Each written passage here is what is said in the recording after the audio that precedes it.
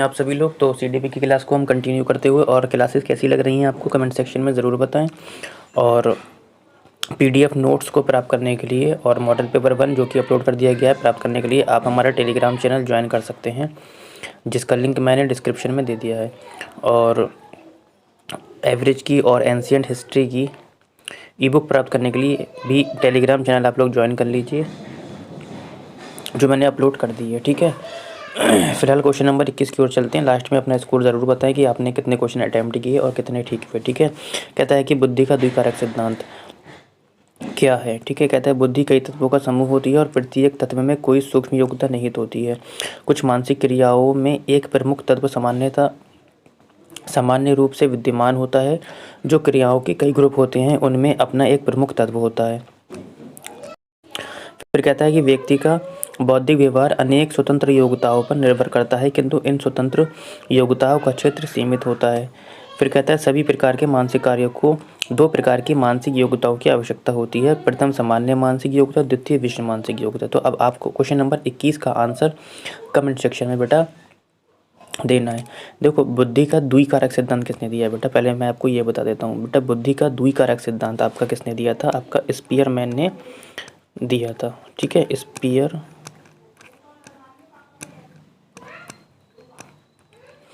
Spearman ने दिया था। ठीक है, इन्होंने 2 कारक दिए थे बेटा। एक तो इन्होंने जी कारक दिया था और एक इन्होंने एस कारक दिया था। ठीक है, तो इन्होंने बुद्धि के 2 कारक दिए थे। पहले आप लोग इसे अच्छे से समझ लीजिए, फिर मैं आपको बताता हूँ। देखो बेटा, जी कारक क्या होता है। जी कारक जो होता है बेटा सार्वभौमिक होता है। ये कैसा होता है आपका, सार्वभौमिक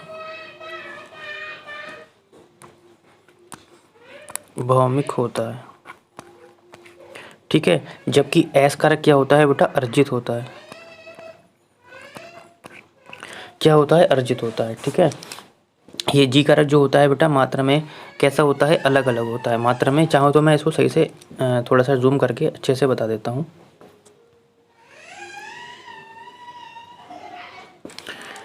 देखो, द्विकारक सिद्धांत आपका स्पीयरमैन ने दिया। इन्होंने बुद्धि के कितने प्रकार बताए,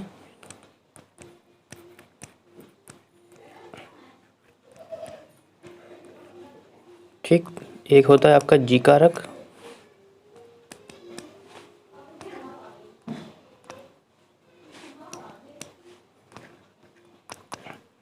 जी कारक, और एक होता है बेटा आपका एस कारक। जी कारक कैसा होता है बेटा, तो जी कारक जो सिद्धांत होता है आपका, जी कारक सिद्धांत बेटा कैसा होता है आपका, सार्वभौमिक होता है। ये कैसा होता है, ये आपका सार्वभौमिक होता है। ठीक है, और कैसा होता है, सार्वभौमिक। और ये कैसा होता है, ये जो होता है अर्जित किया जाता है।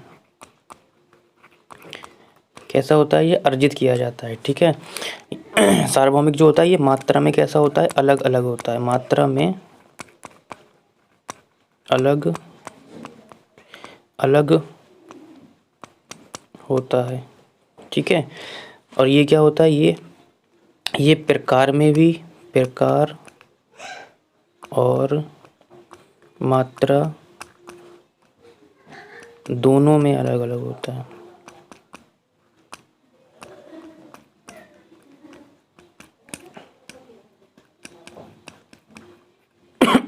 सॉरी, समझ गए। तो जी कारक सिद्धांत जो होता है बेटा सार्वभौमिक, यानी कि ये सभी में पाया जाता है, केवल ये मात्रा में अलग अलग होता है। जैसे आपकी तर्क शक्ति हो गई, ग्रहण शक्ति हो गई।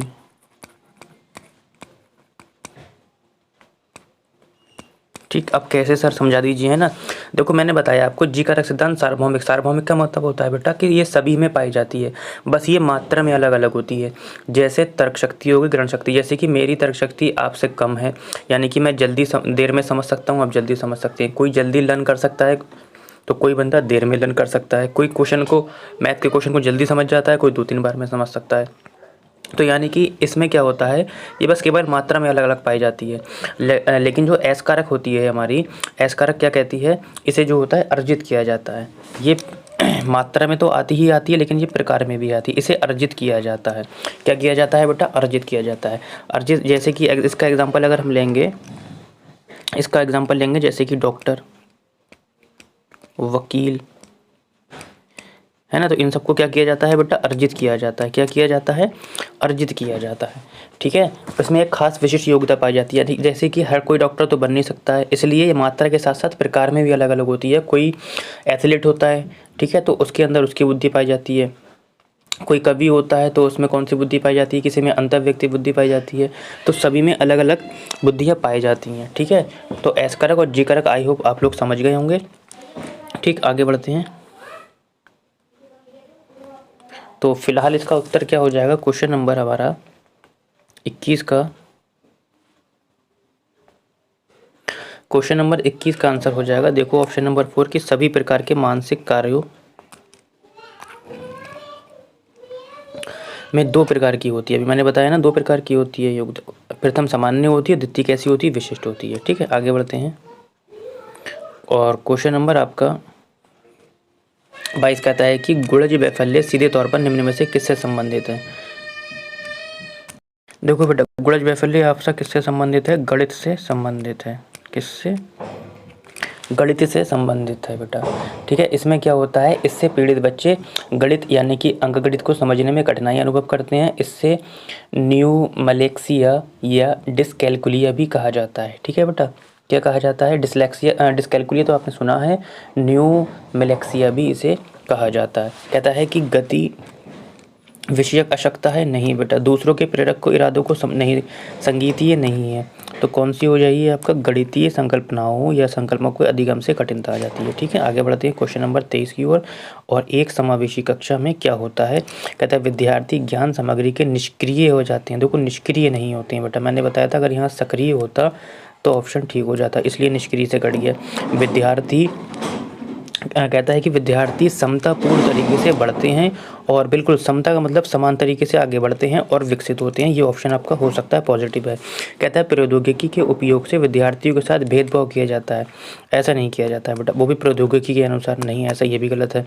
कहता है कि विद्यार्थी पूरी तरह से स्वयं ही पे आ गया, बट जो ये जोर दे रहा है यहाँ पे, विद्यार्थी पूरी तरह से स्वयं ही अधिगम में आने वाली बाधाओं को दूर कर सकते हैं। ऐसा बिल्कुल भी नहीं है। मैंने बताया था कहीं शब्द आपको ही दिख जाए तब भी ऑप्शन काट दीजिए, या आप अकॉर्डिंग टू ऑप्शन भी पढ़ सकते हैं। कह रहा है कि जितनी भी बाधाएं आती हैं बच्चा अकेले ही सब दूर कर सकता है, तो ऐसा नहीं है। तो आप लोग इस तरीके से भी ऑप्शन को काट सकते हैं और अपने आंसर तक पहुँच सकते हैं। ठीक, फिलहाल आगे बढ़ते हैं क्वेश्चन नंबर 23 की ओर, 24 की ओर। और कहता है क्वेश्चन नंबर 24 आपका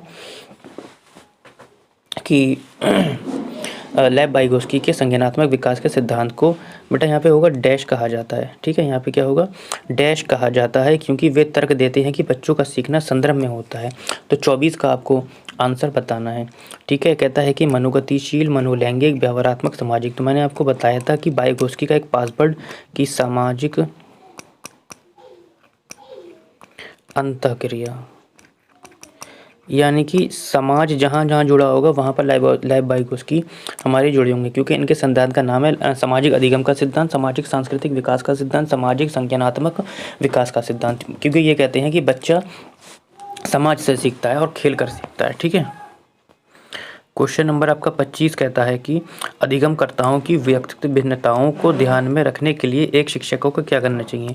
कहते हैं कि यदि आप एक टीचर हैं और जो अधिगमकर्ता यानी कि जो बच्चे हैं उनकी व्यक्तिगत विभिन्नताओं को ध्यान में रखने के लिए आप क्या करेंगे। तो 25 का आपको आंसर देना है। कहता है अधिगमकर्ताओं के पूर्व अनुभव की उपेक्षा करेंगे। बेटा, पूर्व अनुभव की उपेक्षा नहीं करना है, उसे तो बढ़ावा देना है और उसी से जोड़कर पढ़ाना है कि बच्चा क्या पढ़ कर आया है। अधिगमकर्ताओं के पूर्व अनुभव को शामिल कर उनका संचय करेंगे, हो सकता है, क्योंकि ये इसका अपोजिट तो वैसे सही होगा। अधिगमकर्ताओं के आकलन हेतु एक समान तरीका नहीं बेटा, एक समान तरीका नहीं रखेंगे, इसमें सभी बच्चों को नुकसान होगा। सभी अधिगमकर्ताओं के लिए मानक, भाई जो एक समान है, एक बात बताओ, जो एक समान है वही तो मानक है। तो यानी कि यहाँ पर समानता का नियम बन गया। ये दोनों ऑप्शन एक साथ कट जाएंगे। तो 2 ऑप्शन, तो अगर आप इसको टिक करेंगे तो इसको भी टिक करेंगे, 2 ऑप्शन टिक थोड़ी ना करेंगे, तो दोनों काट दिए। तो हमारा ऑप्शन निकल कर आ गया ऑप्शन नंबर 2। ठीक है, तो देखो बेटा, आप लोग जो है ऑप्शन को काटना सीखिए, जिससे कि क्या होगा, ऑप्शन काटने से आप अपने उत्तर तक पहुंच सकते हैं। क्वेश्चन नंबर 26 कहता है कि अर्थपूर्ण अधिगम को सुसाध्य करने हेतु सूचना प्रसंस्करण का निम्नलिखित में से कौन सा तत्व सहायक है। कह रहा है कि गैर संदर्भीकरण, उद्दीपन, प्रतिक्रिया, अनुबंध, विस्तारण या रटकर याद करना। देखो रटना तो वैसे ही मैंने बता दिया था, आपको काट सकते हैं। अब आपके पास 3 ऑप्शन बचते हैं। अर्थपूर्ण अधिगम को बेटा सुसाध्य करने के लिए सूचना प्रसंस्करण का विस्तारण तत्व सहायक होता है। किसका? सूचना प्रसंस्करण का विस्तारण तत्व होता है, जो विस्तारण है आपका। ठीक है, कैसे होता है? किसी सूचना का विस्तृत रूप से विवरण अर्थपूर्ण अधिगम को सुसाध्य करने की दिशा में एक महत्वपूर्ण कदम होता है। सूचना की विस्तृत व्याख्या करने से उसके संबंध में प्रत्येक तथ्यों का क्या होता है? ज्ञान हो जाता है, जिससे अधिगम कैसा हो जाता है बेटा? अर्थपूर्ण हो जाता है। ठीक है, तो क्या आ जाएगा? विस्तारण आ जाएगा। गैर संदर्भीकरण जो गैर है, नहीं ऐसा नहीं होगा। उद्दीपन, प्रतिक्रिया, अनुबंधन, ये तो पावलोव का हो गया, तो ये भी ऑप्शन नहीं होगा। और ये ऐसा कुछ कह नहीं रहा है आपका। ठीक है, 27 कहता है कि स्कूल समुदाय की, स्कूल शिक्षक की, शिक्षक की और शिक्षक बच्चों की, शिक्षक अभिभावक की अधिगम का मुख्य आधार क्या होना चाहिए? उपयोगिता होनी चाहिए, अभिप्रेरणा होना चाहिए, योजना होना चाहिए, सहभागिता होना चाहिए। बहुत ही प्यारा क्वेश्चन है बेटा। तो क्या हो जाना चाहिए बेटा? उन लोगों की, देखो स्कूल और समुदाय की हो गई, ठीक है, शिक्षक की हो गई, स्कूल शिक्षक की हो गई, शिक्षक बच्चों की हो गई, शिक्षक अभिभावक की हो गई। तो इनके बीच में बेटा सहभागिता होना चाहिए, है ना? क्या हो जाना चाहिए? सहभागिता होना चाहिए। ठीक है, आगे बढ़ते हैं। क्वेश्चन नंबर 28 कहता है कि स्वयं आकलन एवं प्रतिपुष्टि के लिए आवश्यक है कि केवल अधिगम के परिणाम का आकलन हो, ना कि अनुभवों का। देखो केवल शब्द आ गया, मैंने बताया था सीटेट में केवल शब्द है, ऑप्शन आप लोग काट दीजिए, बताया था। फिर कहता है कि रिपोर्ट कार्ड शिक्षार्थियों का समावेशी दृष्टिकोण प्रस्तुत न करते हों।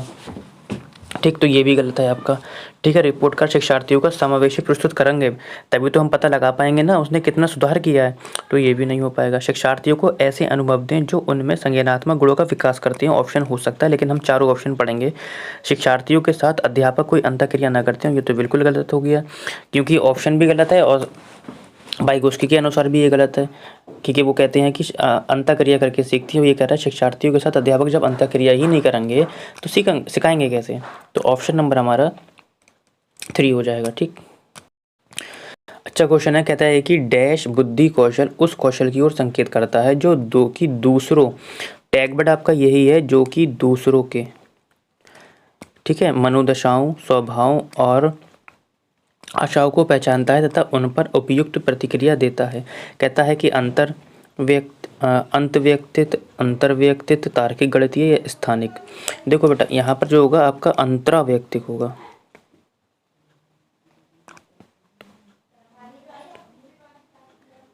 यहाँ पे दोनों ऑप्शन एक से हो गए हैं, यहाँ पे अंतराव्यक्तित्व होगा। तो अंतर्व्यक्तित्व और अंतराव्यक्तित्व क्या होता है बेटा? जब हम दूसरे के दृष्टिकोण को समझते हैं तो इसे हम अंतर्व्यक्तिक बोलते हैं। क्या बोलते हैं? अंतर्व्यक्तिक। जब दूसरों की बात होगी और जब अपने के लिए बात होगी, अपने मनोदशा वगैरह, तो हम अंतर्व्यक्तिक लगाएंगे। तो हम क्या लगाएंगे? अंतर्व्यक्तिक। यहाँ पे बेटा अंतराव्यक्तिक है, अंतराव्यक्तिक, डंडा लगा दो यहाँ पे।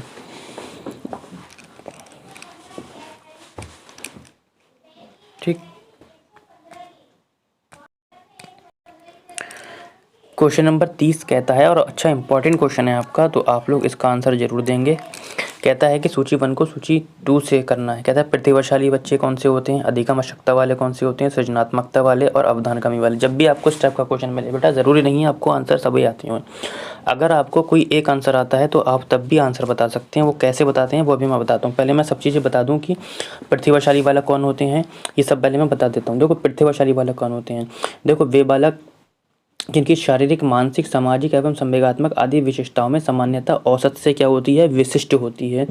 इनमें शीघ्रता से एवं स्वतंत्र रूप से सीखने, तीव्र स्मरण शक्ति, मौलिक चिंतन, नेतृत्व क्षमता तथा उच्च संप्रेषण क्षमता आदि के गुण होते हैं। अधिगम आवश्यकता समझ लीजिए, वे बालक जो धारा प्रवाह पढ़ने, बोलने, लिखने आदि में क्या करते हैं? कठिनाई अनुभव करते हैं। ठीक है, ये किसी में भी हो सकती है। सृजनात्मकता क्या होती है? सृजनात्मकता का मतलब होता है सीधा मौलिकता, यानी कि कुछ नया करना, नया सोचना, आविष्कार करना, नवाचार करना, स्वतंत्र निर्णय क्षमता, मूल समाधानों के विषय में सोचने की क्षमता एवं नवीन तरीकों से समस्या समाधान आदि से संबंधित है। ठीक है, अवधान कमी क्या होती है? इसे हम अति सक्रियता व्यतिक्रम भी कहते हैं, यानी कि सरलता से विचलित हो जाना। क्या हो जाना? सरलता से विचलित हो जाना। ठीक है बेटा, आदत मुख्य रूप से आदि संवेदनशील पिछड़े एवं मंदबुद्धि बालकों में होती है। अब आप आ जाती है, देखो प्रतिभाशाली बालक किसे कहते हैं। कहता धारा प्रवाह में कठिनाई, नहीं ऐसा नहीं होगा। मूल समाधानों के विषय में सोचने की क्षमता, नहीं ऐसा भी नहीं होगा। सरलता से विचलित हो जाना, नहीं होगा। शीघ्रता से उत्पन्न, बिल्कुल ये आ गया, शीघ्रता से उत्पन्न स्वरूप से सीखने की योग्यता, यानी कि ए का चौथा देख लो आप किस में है। देखो ए का पहला है, ए का चौथा इसमें, ए का चौथा इसमें, ए का चौथा इसमें, यानी कि ये दोनों तीनों आंसर हो सकते हैं। अधिगम आशक्तता देख लो बेटा, अधिगम आशक्तता यानी कि धारा प्रवाह में प्रभाव पड़ने में कठिनाई, यानी कि बी का पहला देख लो तो बी का तीसरा है, बी का तीसरा इसी में है, देखो ठीक। और आपका सृजनात्मकता, मूल समाधानों के विषय में सोचने की, अरे और अवधान कमी में आ जाता सरलता से विचलित हो जाना। तो आज की सीरीज़ कैसी लगी, इसको अपना ज़रूर बताएं।